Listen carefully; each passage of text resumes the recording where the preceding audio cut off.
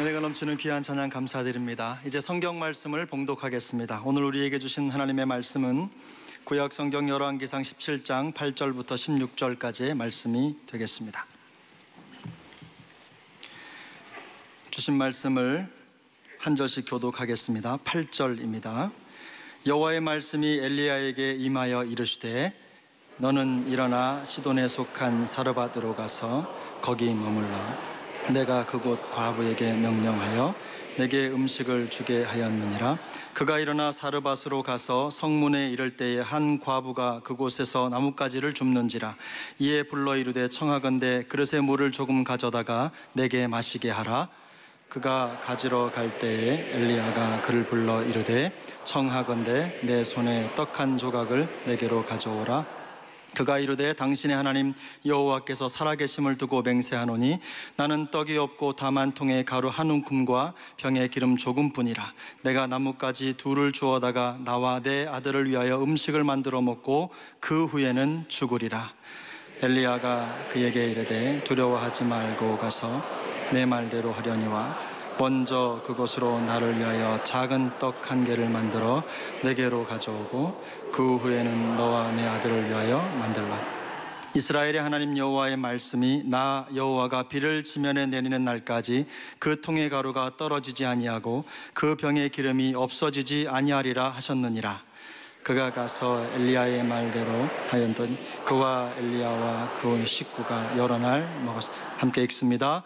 여호와께서 엘리야를 통하여 하신 말씀같이 통에 가루가 떨어지지 아니하고 병에 기름이 없어지지 아니하니라. 아멘. 피조물은 우리 인생이 창조주 하나님을 우리의 생명과 주님으로 고백하고 찬양할 수 있는 것은 무엇과도 바꿀 수 없는 특권이라고 확신합니다. 여러분, 우리 한 사람 한 사람은, 예배에 참석한 한 사람은 주님 앞에서 부족하고 연약하기 짝이 없어요. 그런데 이렇게 부족한 저희들이 모여서 예배를 드릴 때 공동체는 주님이 정말 기뻐하시는 것이에요. 그리고 이것은 참 아름다운 것이에요. 지체한 사람 한 사람 부족하지만 그리스도의 몸을 이룰 때 오늘 이 예배는 참 영광스럽고 아름답고 귀한 것입니다. 할렐루야. 제가 오늘 여러분들에게 좀 선물을 드리고 싶은데, 우선 우리 모두의 마음속에 주 음성 외에는 더 기쁨 없도다, 기쁘고 기쁘도다, 항상 기쁘도다, 이렇게 고백하고 주님을 내 기쁨의 근원이라고 고백하는 것 자체가 하나님 우리에게 주시는 은혜인 줄로 믿습니다. 느헤미야 8장 10절에 보면 뭐라고 나오는가 하면, 보세요. 느헤미야 8장 10절에 여호와를 기뻐하는 것이 뭐예요? 너희의 힘이라고 그랬어요. 이 예배를 통하여 우리 주님을 기뻐하십시다. 여호와를 기뻐하는 것이 너희의 힘이라고 한 것은 어떤 뜻인가 하면, 하나님을 기뻐하면 하나님이 우리에게 힘이 되어 준다, 그 뜻이에요. 다른 말로 하면 우리가 하나님을 기뻐하면 하나님이 우리를 안전하게 보호해 주신다, 그 말이에요. 제가 기도가 우리를 보호한다, 기도가 민족과 가정을 보호한다, 그런 말씀을 한 번씩 합니다만은, 우리가 마음속에 이런 생각을 해야 돼요. 하나님을 기뻐하면 하나님이 우리를 보호하신다. 하나님을 기뻐하면 하나님 우리 가정과 공동체와 이 민족을 보호하신다. 오늘 이 예수님의 안아주심의 본당에서 진심으로 하나님을 기뻐할 때 하나님은 우리를 보호해 주실 것입니다. 하나님은 엘리야에게 그리 시냇가로 가라고 명령하셨다고 했습니다. 왜냐하면 엘리야에게 충전이 필요하기 때문에. 그 다음에 명령할 뿐만 아니라 하나님께서는 까마귀를 통하여 떡과 고기를 공급해 주신다고 약속하셨습니다. 그리 시냇가의 물은 자연적인 것이고 떡과 고기는 초자연적인 것이다. 하나님은 우리에게 자연적인 것과 초자연적인 것으로 공급하시는 하나님이시다. 그리고 이제 그랬는데 하나님 말씀을 순종하는데도 그리 시내가 말랐다. 근데 마른 것이 겉으로 볼 때는 어려움이지만 사실은 하나님의 말씀이 이루어지는 과정이었다. 그리고 이제 오늘 그리 시내가로 가라는 이 하나님께서 엘리야에게 8절 보세요. 여호와의 말씀이 엘리야에게 임하여 이르시되, 다시 말씀이 임해가지고 뭐라고 말씀하시냐면 9절에 너는 일어나 시돈에 속한 어디로 가라고요? 사르밧으로 가라고 그랬어요. 시돈에 속한 사르밧으로 가라. 이것은 어떻게 보면 엘리야에게는 좀 감당하기 쉽지 않은 명령이었어요. 왜냐하면 뒤에 18장도 나와 있습니다만은 온 천지가 지금 엘리야를 잡아 죽이려고, 또 엘리야를 죽여도 좋다는 그 살인에 대한 허락과 그 다음 현상범으로 엘리야를 주목하고 온 천지가 엘리야를 찾아다니고 있었어요. 아합 왕은 이세벨과 함께, 악한 왕비 이세벨과 함께 그 이스라엘 왕국의 추적 부대, 그 부대들을 조직해가지고 엘리야를 잡아 죽이려고 하는 그런 상황에서 지금 그리시네가에서 사르밧까지는 거의 한 100마일이니까 150km 되는 거예요. 그러니까 그걸 혼자서 말 타고 가는 것도 아니고 걸어가는데 그 사이에 자기가 노출이 되니까 죽을 위협도 그것도 심각하고, 또 하나는 어디로 가라고요? 시돈에 속한 사르밧으로 가라 그랬는데, 이 시돈이라는 곳은 악한 왕비 그 이세벨이 시돈 출신이에요. 그러니까 시돈은 이세벨의 영향이 얼마나 막강한데 거기에 다시 돌아가라, 자기 죽는 거 마찬가지예요. 그래서 제가 오늘 먼저 우리가 주목하고 싶은 것은, 우리의 인생 순례길에 사르밧으로 가라는 것은 어떤 의미가 있는가?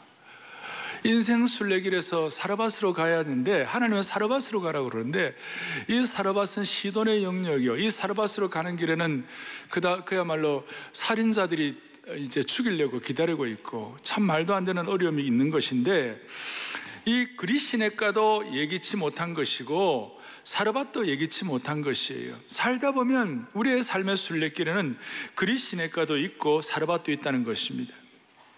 근데 하나님은 이렇게 종종 예기치 못한 방법으로 우리를 인도하실 때가 있어요. 그런데 여러분, 이럴 때에 의문을 제기할 수도 있고 반항할 수도 있고 도망할 수도 있고, 그런데 저와 여러분이 이 인생의 사르밧길을 가게 하시는 그 하나님에 대해서 너무 강한 저항이나 너무 강한 반발을 하지 아니하고, 하나님은 왜 나를 사르밧으로 가라 할까라고 생각하면서 그 사르밧으로 곰곰이 하나님의 말씀을 순종하다가 가다 보면 이해 안 되고 그 다음에 말이 안 되는 그런 하나님의 명령이지만 그대로 그걸 순종하다가 가다 보면 무슨 일이 일어나느냐, 아주 신비한 일이 일어나는 것이에요. 내일 일은 난 모르고 오늘 하루라도 살기가 어려운 이 시대에 하나님께서 사르밧으로 가라, 다시요, 사르밧으로 가는데 거기에 뭐가 있냐면 과부가 기다리고 있었고, 그 사르밧 과부로부터 먹을 걸 좀 이렇게 도움을 받는 그런 처지가 되었다고요. 그거 참 어려운 처지예요. 왜냐하면 엘리야는 대예언자고 엘리야의 예언자로서 선지자로서의 품위와 인격과 삶이 있는데, 자기가 그 과부, 이스라엘에서 고아와 과부는 하층민이에요. 고아와 과부는 어려운 사람들이고 굉장히 그 힘든 그런 부류의 사람들인데, 자기가 그 힘들고 어려운 부류의 사람을 도와줘야 되는데도 불구하고 오히려 그 과부로부터 공급을 받아 먹고 산다. 이건 무지무지하게 존심 상하는 일이었어요. 자존심 상한 일이었어요. 하나님은 왜 이렇게 하실까? 정말 위험한 길이요. 또 이세벨같이 못된 그런 사람의 영역에다 몰아넣으시고, 더더구나 선지자의 품위와 인격이 송두리째 날아가는, 어떻게 그런 일을 하게 하시나? 왜 하나님이 그렇게 하실까요? 하나님은 지금 18장에 갈멜산의 영적 전투가 있어야 할 것을 아시고, 엘리야가 짊어져야 할 큰 짐, 그 영적 전쟁을 어떻게 엘리야에게 제대로 무장시키고 엘리야에게 가장 그 알맞는 어떤 그 무기를 장착시켜야 할 것인가, 그것이 하나님의 관심이었기 때문에 하나님은 그리시네가의 훈련과 함께 그 다음에 사르밧 훈련을 시키는 거예요.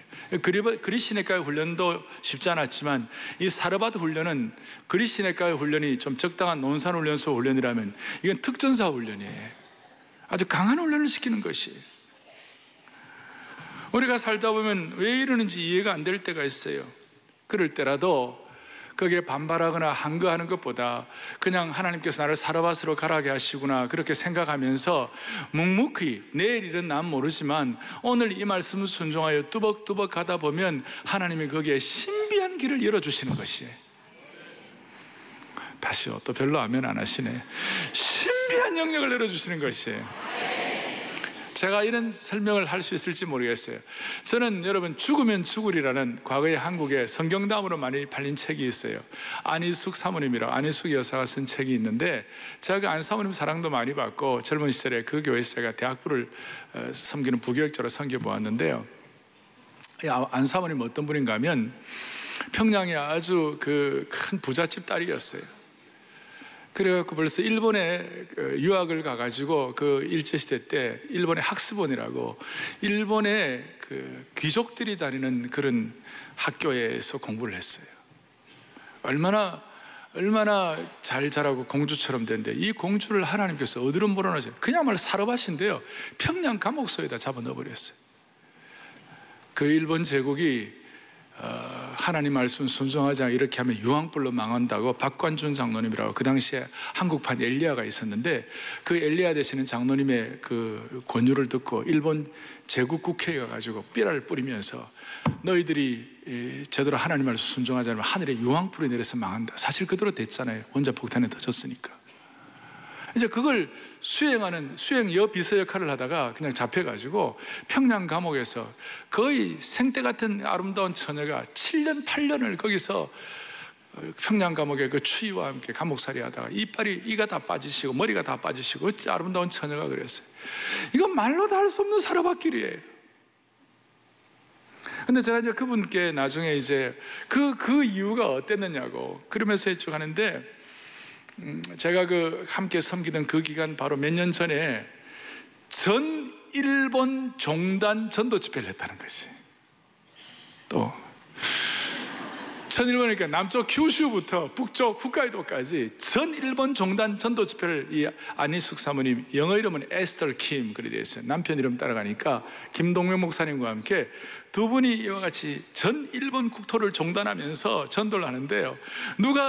도우미가 누구냐면 학습원 출신의 일본 귀족들이 자기 도우미였대. 그러니까 가는 곳마다 전도하는 곳마다 다 도와주시고 우리는 그 사르밧길이 너무 힘들어요. 힘든데 하나님 또 이렇게 하시는 것이에요. 그리고 미국에서 3만 명의 목사님들 컨퍼런스 수양회를 할 때 에스터 킴 죽으면 죽으리라 하는 If I perish라고 죽으면 죽으리라는 그 주제를 가지고 늘 간증을 하시고 하나님께서 그렇게 하셨어요. 우리 다 알 수 없어요. 하여튼 우리는 다 몰라요. 다 몰랐는데 한 가지 분명한 것은 내일은 그래서 그분이 쓴 그 죽으면 죽으리라의 주제가가 있어요. 그 책의 주제가가 내일은 난 몰라요 하루하루 살아요 불행이나 요행함도 내 뜻대로 못해요. 그 다음에 좁은 이 길 진리의 길 주님 가신 그의 길 힘이 들고 어려워도 찬송하며 갈래요. 성령이여 그 음성을 항상 들려주옵소서. 내 마음은 정했어요 변치 말게 하여 주시옵소서. 우리는 내일을 다 몰라요. 사르밧길을 가는데 그리스도의 거로 가는데 우리는 힘들어요. 그런데 우리가 이해가 다 안 되어도 그 말씀 순종하고 뚜벅뚜벅 걸어가다 보면 다시요 신비한 영역이 우리에게 펼쳐지시는 거예요. 척 스윈돌 목사님은 하나님께서 왜 이 사르밧으로 가게 했는가라는 여기에 대해서 뭐라고 얘기하는가 하면 이런 얘기를 해요. 이해할 수 없는 명령을 순종해 본 경험을 하지 않고서는 남에게 이런 이해할 수 없는 명령의 순종을 요구할 수 없기 때문이다 그랬어요. 좀 영어식이니까 이렇게 표현을 정했는데요. 그러니까 한마디로 말하면 이거예요.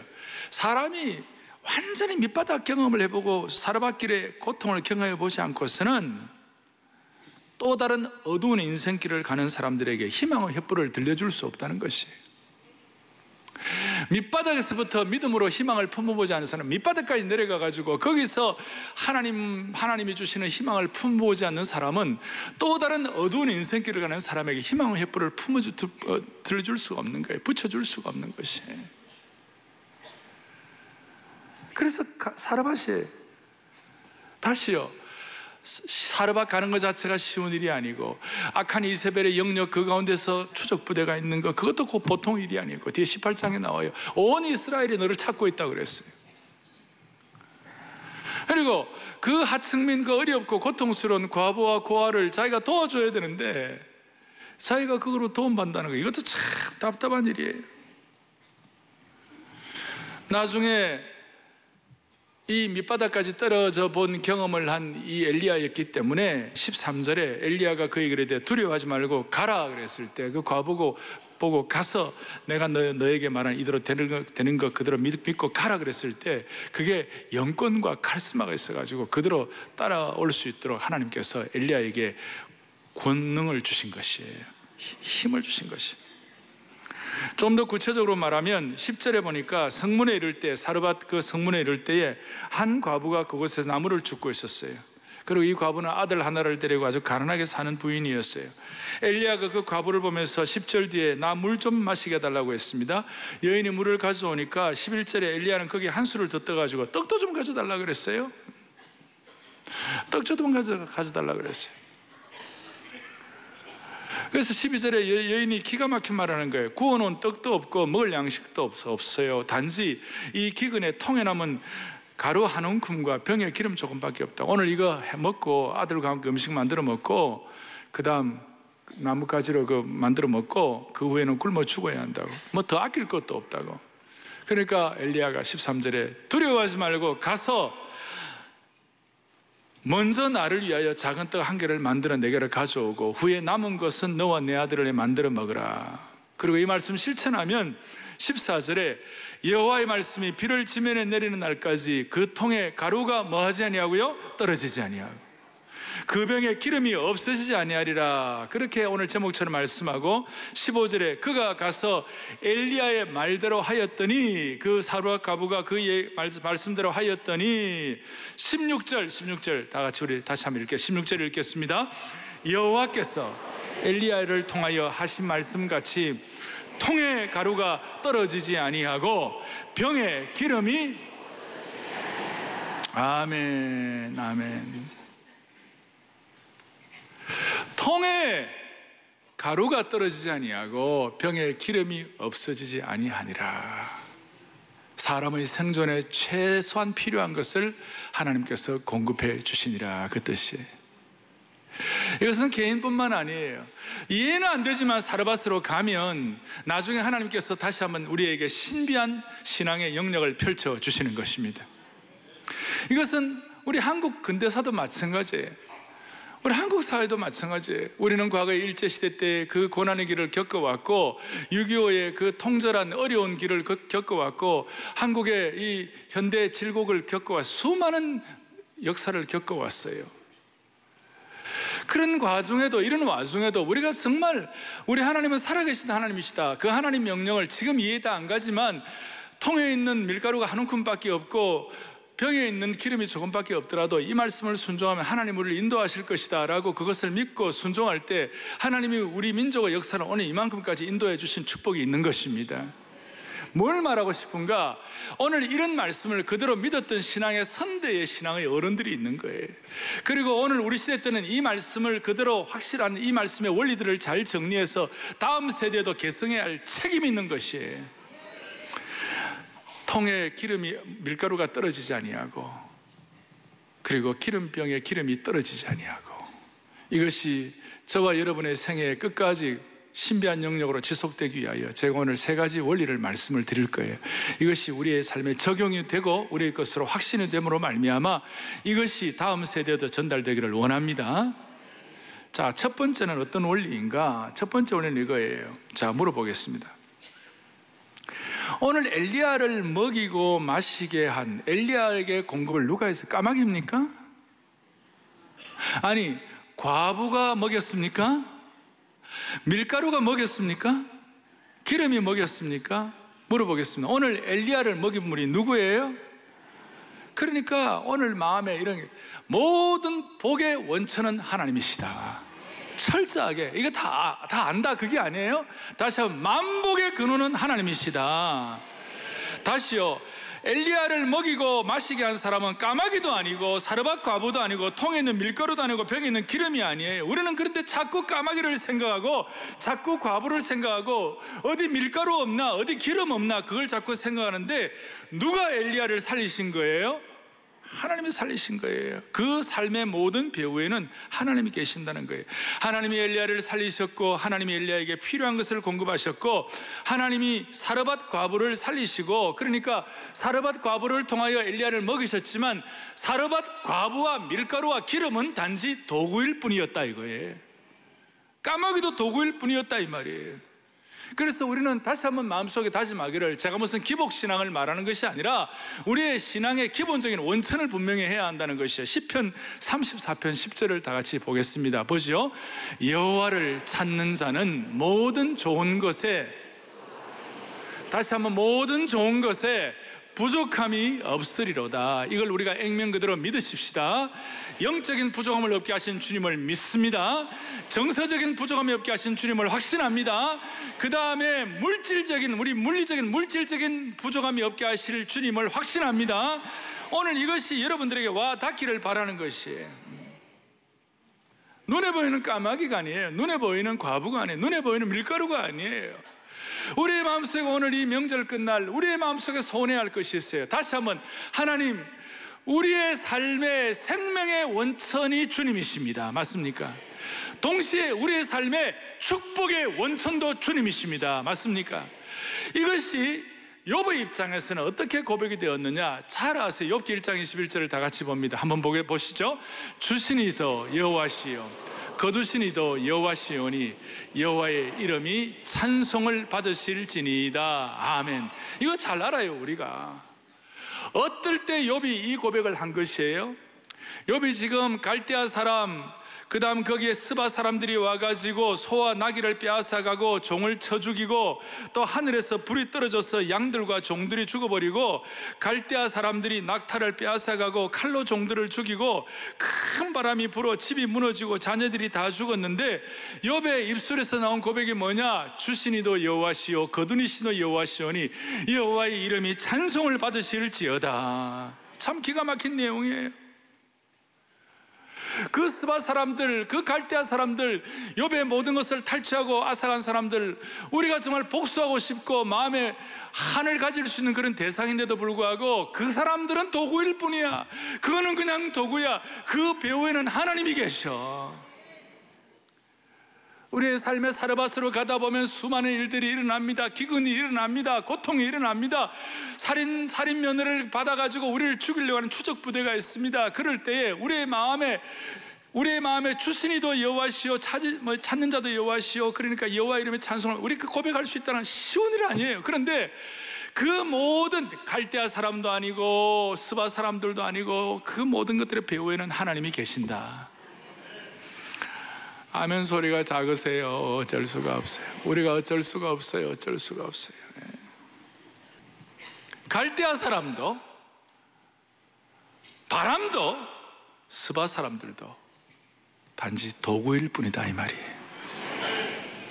그리고 모든 생명과 복의 원천은 하나님이시다 그거예요. 이걸 나중에 긍정적인 입장에서는 다윗이 그걸 깨닫고 역대상 29장 11절 12절에 너무 놀라운 고백을 하는 것이에요. 보시겠어요? 함께요. 여호와의 위대하심과 권능과 영광과 승리와 위엄이 다 누구에게?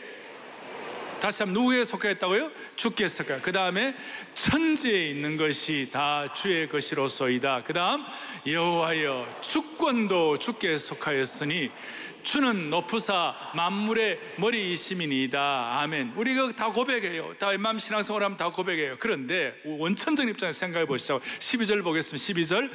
부와 귀가 주께로 말미암고 또 주는 만물의 주제가 되사 손에 권세와 능력이 있사오니 모든 사람을 크게 하심과 강하게 하심이 누구의 손에 있나이다? 아멘. 다시 고백합니다. 부와 귀와 그 다음에 사람을 크게 하는 그 위치가 다 누구에게 있다고요? 점점 소리가 약해져요. 누구의 손에 있다고요? 주의 손에 있나이다. 이거 여러분 확신하기를 바랍니다. 오늘 우리 주위에 일어나는 수많은 일들이 있어요. 인간들 가운데 어떤 인간들은 정말 우리에게 가슴앓이 나는 안 좋은 사람들도 있어요. 그러나 사실은 그게 아니고 그 모든 것 배후에 결국은 누가 장악하신다? 주님이 장악하신다. 인간이 아니라는 거예요. 다시요, 귀하게 되는 것이나 높아지는 것이나 부하게 되는 것이나 이것이 다 주님께로 있다는 것이에요. 그렇게 예수님은 이걸 알고, 그러므로 너희가 염려하여 이르기를 무엇을 먹을까, 무엇을 마실까, 무엇을 입을까 염려하지 말라. 이런 것들은 하나님 모르는 이방인들이 하는 것이지, 너희 하늘아버지께서 이 모든 것이 너희에게 있어야 할 줄을 아시느니라. 이 모든 것이 너희에게 있어야 할 줄을 아시느니라. 하나님이 배후에 계심을 말씀하고 있는 것이에요. 주어가 누구냐? 주어가 하나님이다 이 말이에요. 하나님이 배후에 계신다 이 말이에요. 그래서 바울 사도가 아주 영광스러운 고백, 그야말로 제대로 된 고백하죠. 잘 아시는 빌립보서 4장 19절을 다 같이 한번 고백합니다. 함께 보겠습니다. 나의 하나님이 그리스도 예수 안에서 영광 가운데 그 풍성한 대로 너희 모든 쓸 것을, 아멘, 너희 모든 쓸 것을 마시라고 채우시리라. 주어가 누구예요? 하나님의 주어가, 하나님의 주어예요.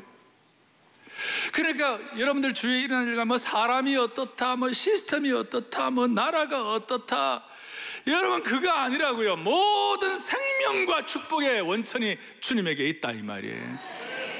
그러니까 우리는 날마다 만복의 근원 하나님, 우리 만복의 근원 하나님을 일마다 때마다 시마다 찬양을 해야 되는 것이에요. 하나님이 축복의 원천이라는 거예요. 그래서 우리는 어려워도요, 우리는 믿는 구석이 있어요. 힘들어도 믿는 구석이 있어요. 내 생명의 원천은 하나님이시다. 축복의 원천은 하나님이시다. 그러니 이 축복의 원천이 하나님이신 것을 반대하는 가장 대표적인 것이 인본주의예요. 오늘 많은 똑똑하고 지식인들 가운데 여기에 빠져있는 사람들이 많아요. 그건 인간의 교만이에요. 모든 축복과 모든 원천은 내가 내 힘으로 해결한다고 생각하고, 그 다음에 내가 다 할 수 있다고, 내가 모든 것의 판단 기준이에요. 하나님이 주어가 아니라 내가 주어예요. 그리고 하나님이 있을 자리에 내가 가 있는 것이에요. 그러니까 이런 사람은 절대 표준이 없어요. 내가 믿는 절대 표준이 없기 때문에 결국은 아무리 지식인이라 하나, 아무리 세상적으로 대단한 사람이라 할지라도 결국은 인생이 흔들리게 마련이에요. 마치 80, 90, 100세가 되면 이빨이 흔들리듯이, 치아가 흔들리듯이 그 인생은 흔들리는 부평초 같은 인생을 면할 수가 없어요. 그러니 늘 불안할 수밖에 없어요. 아무리 대단한 지식인, 아무리 똑똑한 사람이라 할지라도 내가 나의 주어가 되고 축복의 원천이 하나님이신 것을 모르는 사람은 결국은 흔들리고 결국은 불안하게 되어 있는 것이에요. 우리 다시 한번 고백하십시다. 하나님이 우리의 축복의 원천인 것입니다. 그래서 이 절대 표준의 진리로 돌아가기를 원합니다. 똑똑한 인생들 가운데 많은 사람들이 절대 표준을 자기에게 두고 있고, 그렇게 하다 보니까 그 삶의 마지막에 흔들리는데 이것이 깨달아지기를 바랍니다. 그리고 이 깨달으면 십자가를 통하여 예수 그리스도를 통하여 깨달을 수밖에 없어요. 이것이 복음인 것이에요. 두 번째로는 뭐가 우리 인생사에 사르밧으로 가는 일에 우리의 삶의 중요한 원리일까? 영적인 원리가, 축복의 원리가 이거 하나님이시라면 우리의 삶에 오늘 필요한 것, 먹고 자고 하고 다 필요한 어떤 면에서 재정의 원리가 뭘까? 그것은 바로 하나님께 먼저 드리는 것이에요. 먼저 드리는 것이에요. 여러분, 이게 좀 마음에 부담이 되고 좀 걸릴지 모르겠습니다만은 우리의 신앙의 선배들인 걸 확실히 믿고 살았어요. 어떻게 이렇게 잔인할 수가 있어요? 사르밧 과부가 지금 한 움큼의 밀가루와 한 방울에 조금 남은 기름 이거밖에 없는데 이걸 가져오라고요? 하나님이 왜 이렇게 잔인하신 하나님이에요? 그걸 달라는 거예요. 가난한 과부 모자가 남은 생명줄이었는데 도와줘도 모자랄 판에 이걸 가져오라고 그랬어요. 마지막으로 먹고 죽겠다는데 그거조차도 내놓으라는 거예요. 이걸 하나님께 먼저 드리라는 거예요. 여러분, 이것이 인간적인 판단과 눈으로 볼 때는 너무 아닌 거 아니에요? 잔인한 거 아니에요? 말이 안 되는 거 아니에요? 그런데 살아가는 교우들이요, 우리가 진짜 영적으로 제대로 한번 사르밧 가는 길에 기적처럼 살아가려면 우리는 인간의 눈, 인간의 차원을 뛰어넘어야 되는 것이.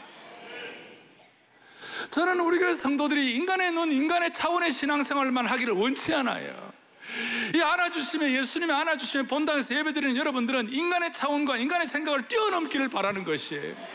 하나님의 사람으로 당당하게 사르밧으로 가서 거기에 축복의 근원이 되기를 원하는 것이에요. 사랑하는 교우들이요, 우리의 재정 원칙에 있어서 여러분들 어떻게 그 남은 한 움큼을 다 드리라고 그러면 말이 됩니까? 이건 하나님이 가끔 이럴 때가 있어요. 하나밖에 없는 아들 이삭, 다음 더 예비도 없는데, 약속의 아들 이삭밖에 없는데 하나님 이삭을 바치라는 거예요. 하나님이 이럴 때가 있어요. 여러분, 재정적으로 힘드신 분들 많이 계실 거예요. 근데 제가 오늘 한번 여러분들의 테스트 한번 해보시라고 그럴 거예요. 여러분, 정말 하나님 앞에 주일 교회를 위한 헌금이든 아니면 하나님 나라를 위해서 내가 어떤 형태인지 다 알 수는 없지만, 하여튼 하나님 주시는 음성대로 한번 하나님께 하나님의 약속을 믿고 한번 드려보세요. 무슨 일이 벌어지는가? 이거 지금 목사가 헌금 강조하는 겁니까? 여러분, 제가 이런 식으로 받아들이면 여러분 정말 아직까지는 인간의 차원이 있는 거예요. 저는 우리 교회 교우들이 정말 다 잘 되기를 원해요. 재정 원칙으로 여러분들이 잘 살기를 원하는 것이에요.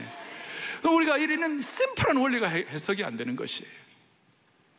자, 하나님이 얼마나 사르밧 과부에 대해 자신이 있으면 마저 남은 거 드리라고 말하겠어요.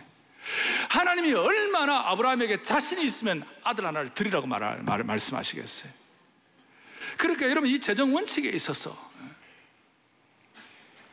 최근에도 우리 교회 어떤 집사님, 저희 교회 무슨 사역인데 거기에다가 뭘 이렇게 헌신을 했더니 목사님 200배의 축복을 주셨어요. 내가 깜짝 놀랐어요. 성경에는 100배가 최고인데 36배, 100배인데 이분은 200배를 받았다는 거예요. 내가 어떻게 설명을 할 수가 없는 거예요. 만약 사르밧 과부가 마지막 밀가루를 안 내놓고 잡고 움켜쥐고 기름과 함께 기름 그 남은 것과 함께 떡을 해 먹었으면 아마 잘 살아봐야 한 주일? 그러다 죽었을 거예요. 그런데 자기 것을 먼저 드리니까 하나님께서 그 적은 밀가루를 가지고 남은 최소한 2년 반 이상을 그 가뭄이 그칠 때까지, 제가 볼 때 하루에 3끼면 1년이면 1000끼가 넘고, 그러니까 수천 배의 결실을 한 것이에요. 수천 배의 결실. 그리고 단순히 밀가루를 드린 것이 아니라 그 과부에게서는 그 밀가루가 자기의 전 인격이고 전 삶이었어요. 여러분, 우리의 인격과 전 삶을 가지고 하나님께 드리는 훈련을 해보십시오. 오늘 이 말씀을 듣고 여러분들이, 저는 두 부류로 나누고 싶어요. 우리 교인들을 두 부류로 나누고 싶다 그 말이 아니라, 이 말씀을 그대로 믿고 순종하기를 원하는 마음의 소원을 가진 분들이 한 부류, 앞으로 5년, 10년, 15년 뒤가 어떻게 될 것인가. 이 말씀을 그냥 스쳐 지나고 그냥 난 아무것도 아니야 이렇게 생각하고 3부류는 15년 뒤에 어떻게 될 것인가. 나는 이걸 임상학적으로 한번 테스트해 보고 싶어요. 여러분들은 이 말씀을 순종하여 한번 이 말씀대로 한번 살아봐야 되겠다고 하는 그 부류에 속하기를 원합니다. 하나님이 얼마나 자신이 있으면 오늘 이런 시간에 여러분들에게 이런 메시지를 전하게 하시겠습니까?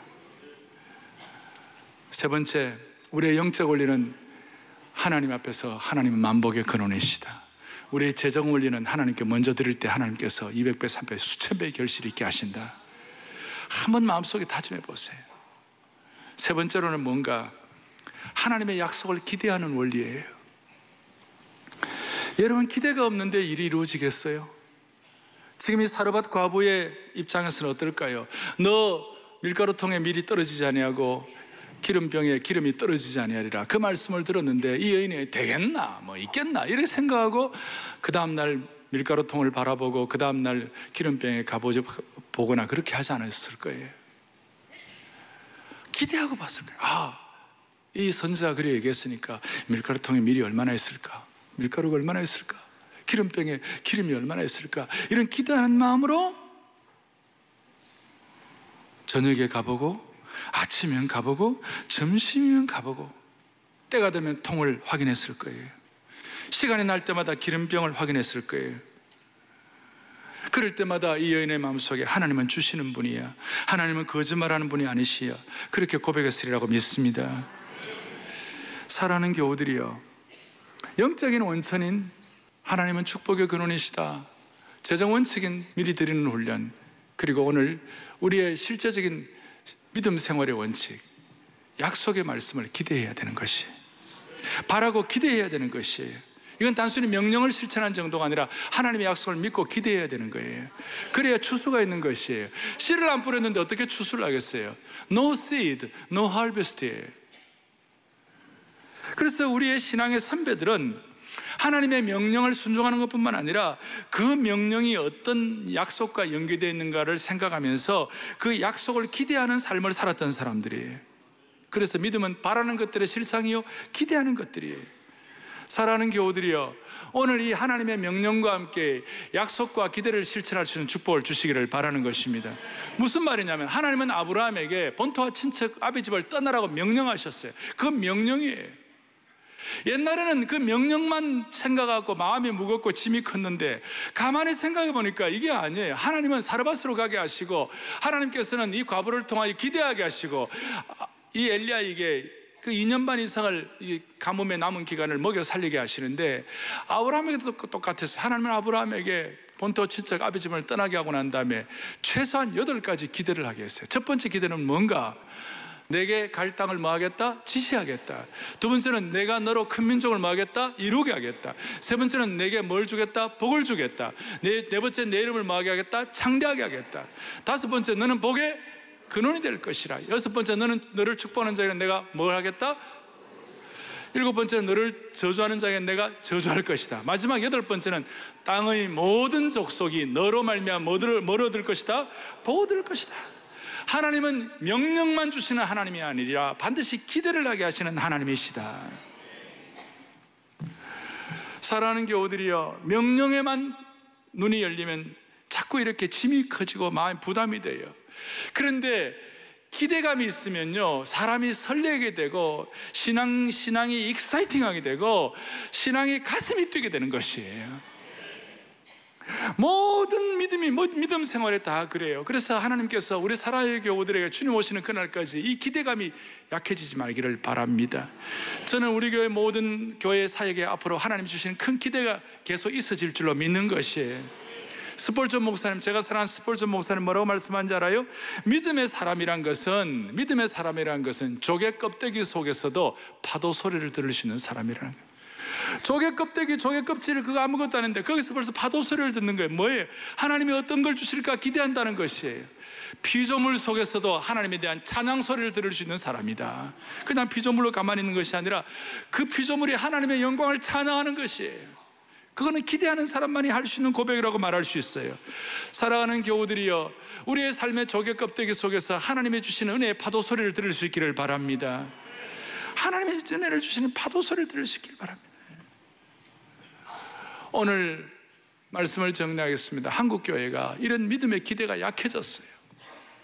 그런데 신앙은 천국적이고 계산적이 아니에요. 신앙은 수학적이 아니라 신앙은 하나님적인 것이고 신앙은 기대감이 있는 것이에요. 그리스도인이 사는 삶의 방식은 세상의 방식이 아니에요.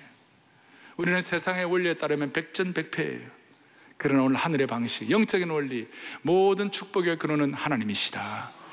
우리의 재정의 원리, 하나님께 먼저 드릴 때 하나님께서 1000배의 축복을 허락해 주실 것이다.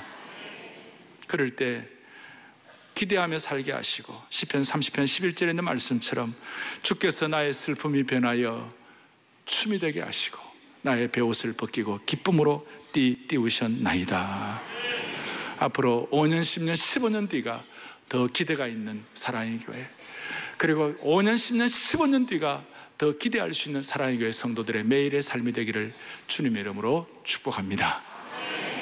우리 함께 주님을 찬양하겠습니다. 이와 같이 주님을 사모하여 원근각처에서 그야말로 구름처럼 모여서 예배를 드리는데 본당과 별관에서 드리는 모든 분들, 우리 괜찮아요. 다 일어나십시다. 일어나셔서 우리 한번 만복의 근원 하나님을 찬양하도록 하십시다. 그리고 이 신앙의 원리, 영적인 원리, 재정의 원리, 믿음의 원리를 우리 시대뿐만 아니라 다음 세대에도 물려줄 수 있기를 바랍니다. 그런 마음으로 손을 이렇게 펼치시고 만복의 근원 하나님을 찬송하겠어요. 오늘 우리가 한 서너 번 할 터인데, 첫 번째는 모든 축복의 원천은 주님이십니다. 그렇게 고백하고, 두 번째는 모든 내 재정의 원천은 먼저 드림으로 주님이 축복하실 것을 믿습니다. 세 번째는 하나님 기대하며 살겠습니다. 그리하여 5년, 10년, 15년 뒤가 더 나은 내 인생, 내 가정이 되기를 바랍니다. 그런 마음으로 만복의 근원 하나님 찬양을 주님 앞에 올려드립니다. 만복의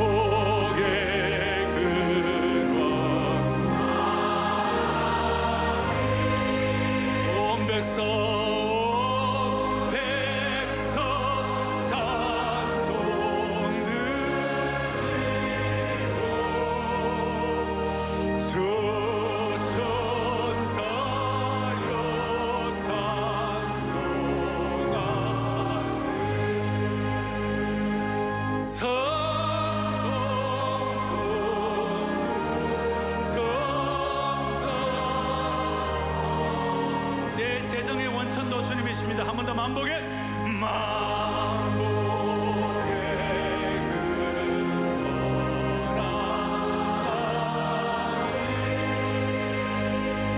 온 백성 찬송 드리고 주천사여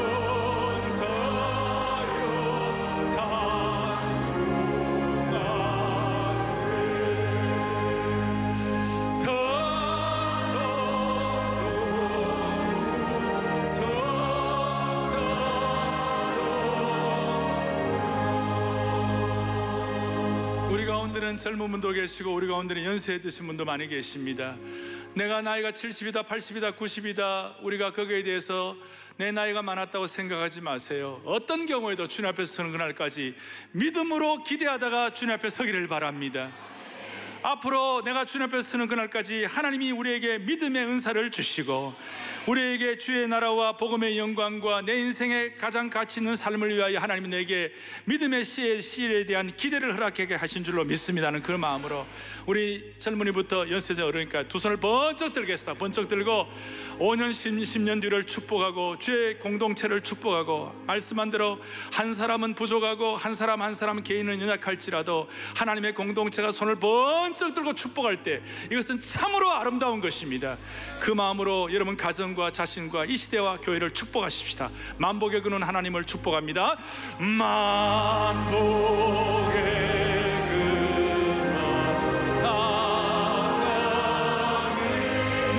축복합니다. 온 백성 찬송 드리고 할렐루야 주천사여 찬송하세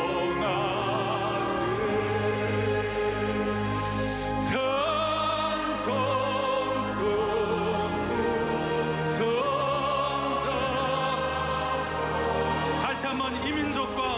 축복하십시다. 만복의 근원 하나님